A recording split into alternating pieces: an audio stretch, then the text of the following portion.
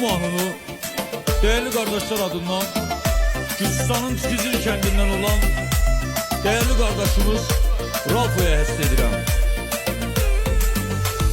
Geniş yüreğe sahip oğullardan biri sensen, seçildin Allah'ını tanıyan temiz yüreğine.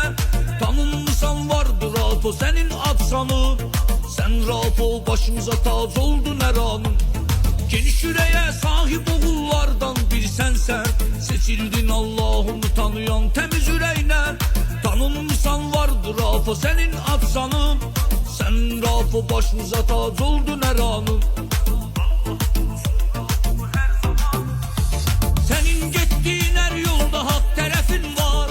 Rafo bu hayatta hedefin, meksedin var. Meksedin amalın düz yaşamaktır. Güzel yaşa hayatın her dakika her saatin. Senin gittiğin her yolda hak tarafın var. Kardeş bu hayatta hedefin, meksedin var.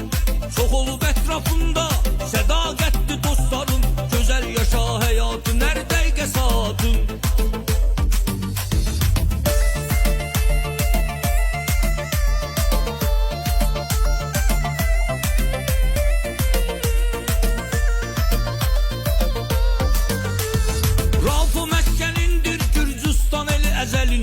Tanınıpsan adlı sanlı Tkizili elinden.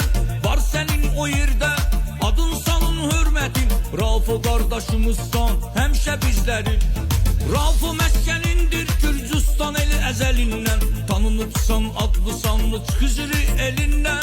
Var senin o yerde adın sanın hürmetin. Rafo kardeşimizsan hemşe bizlerin.